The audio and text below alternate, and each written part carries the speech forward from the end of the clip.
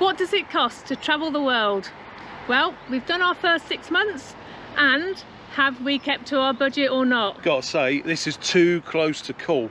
But at the end of this video, we'll share exactly what we spent. But first of all, we're gonna break it down into each of the categories and each of the locations. First of all, Sarah, accommodation. Accommodation. So we left the UK, we flew to Mexico City, we spent over a week there. From Mexico City, we went to Querétaro.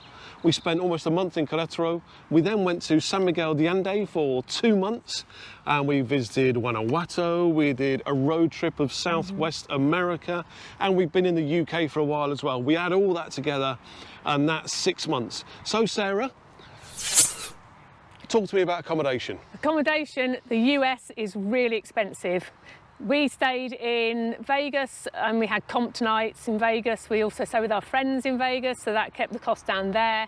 And on our road trip, we were doing cheapy, you know, Howard Johnson or My Place, somewhere like that. And it was cheap hotels, but it was really expensive. It was expensive, and you'll also see from our numbers that UK was expensive, but that was for a 4-night stay in central London, actually to make our London video, which is coming out next week.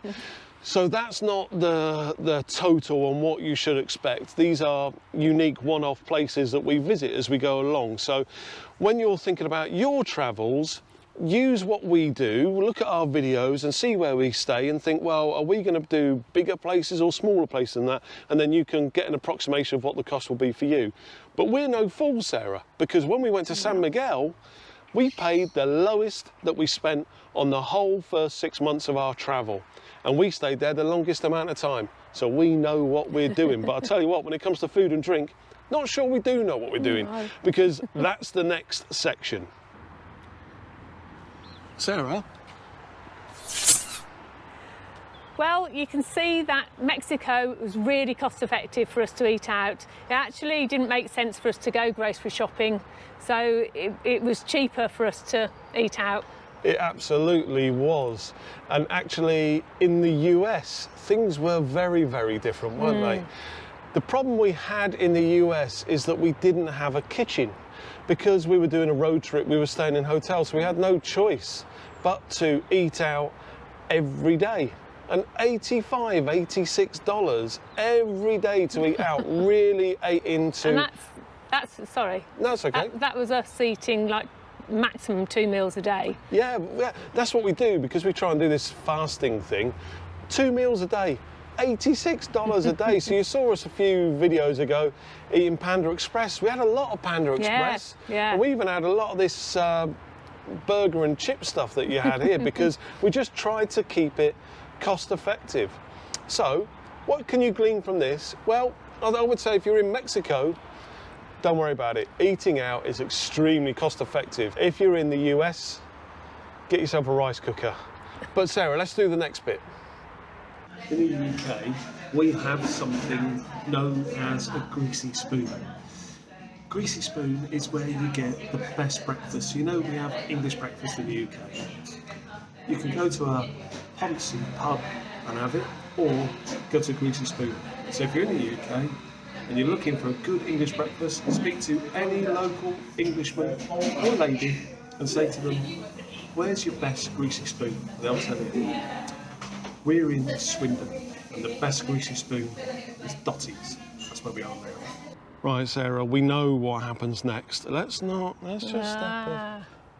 There we go. So now, entertainment. Talk us through that, Sarah. So Mexico City, we did the Reformer bike ride. Remember that, when the roads were closed on the Sunday? That was the best thing we did. That was brilliant. And that was a really cheap thing to do, but really enjoyable. And we also did the Red Bus Tour, which is something we don't normally do, but actually we've since learned everyone does it. It's nothing to be embarrassed about, and it was a great way to orientate us in the city. In Guanajuato, we did the funicular railway up to the big view on the top. Yeah. And we also did the museum, which is good. Yeah, and actually when you see our numbers here, you can see that there's no real logical correlation to it. So we didn't spend money at all when we were in Querétaro and San Miguel de Allende on entertainment, and that's where we spent the majority of our time on the road. Why is that? It's because we were there for a long time. It meant that we could take the time to find those hidden gems, and often those don't cost anything. But if you look at where Sarah speaks about Guanajuato, we were there for just over a weekend, and when you're there for a weekend you want to hit those things. You want, right, what's the best museum? We want to do the funicular, and you will spend the money to do that. But look at that American cost. But I'm not going to blame America on this one. This is all our fault. So we wanted to do the Grand Canyon, and we wanted to do it in style on the train. It was a brilliant day out. So that cost money. And we were also planning to make that video about US sports in Vegas. So we went to a football game, we went to a hockey game, basketball, baseball, all those things cost money. And in the UK, Sarah's done a little cookery I school thing treated with my your sister to a cookery class. We did Moroccan food, and it was a great evening. Very nice. Very good. And we've been to a football match and the theatre, so those things add up as well. So there you have it, entertainment. We flex to wherever we are on entertainment, and we're thinking actually in our second 6 months of travel, we're probably not going to be spending too much on entertainment because we're going to be in locations for a period of time. We'll find those hidden gems. But let's move on to the next line item. Groceries! There's nothing too remarkable in these numbers. You can see San Miguel de Allende, we spent $416, which equates to about $204 a month, and we were there for the longest time. Yeah, and you'll see also that in the UK we spent over $1,000, but different circumstances. That was me looking after my dad and doing much more of the kind of standard grocery shopping that you would do. But when we look at the US numbers of $358, that was in over a month, and that's probably mainly buying beer and wine. I was just thinking that. There wasn't much in the way of groceries per se. I think we bought some Lays, and I think we should stop. Some Lifesavers and some vodka. Let's not go into detail. Let's move on. The next section, Sarah, is incidentals. This is everything that doesn't fit into another category. Anything from our haircuts, phone top-up, insurance, COVID test, and shopping for personal items. We spent a total of $1,954 US. And for transportation, this also covers the entire period. And we spent $2,269 US. That equates to $378 US per month. And what is transportation? Well, this is Ubers and taxis and buses whilst we're in location. And the big expense there was the rental car in the US. Yeah, that was a huge cost actually, because rental cars all around the world are a lot more expensive. But also it includes our flights. So flights from Mexico City to the US, and also cancelled flights, and also including our flight back from the US to the UK. We've got two big questions outstanding here, Sarah. How much did we spend overall? And if we carry on this way, will we hit our target for the rest of the year? Right, well, this is the moment. Yeah. This is the big reveal. What was our budget for a full year of travel for our first year, Sarah? The budget was $46,900 US. 46,900. So we've done 6 months. That would mean our budget for 6 months is 23,450. Right, the reveal. Sarah, a roll on the drums, please. I'm so sorry, that was awful. Do another one. Well, that was a bit better. Okay, the big reveal. We've spent $23,009 US. That's an underspend of how much? 1.89%. That's too close. Very close. That is far too close to call. But we had mitigating factors, didn't we? Yes, yes. Such as?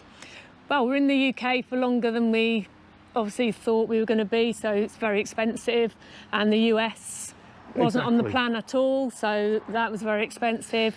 Yeah, well, so that's the thing, and we get these curveballs that come into our plans. In a video in 3 weeks' time, we're going to share with you exactly where we're going to be going, or what our plan is at least for the next 6 months of travel.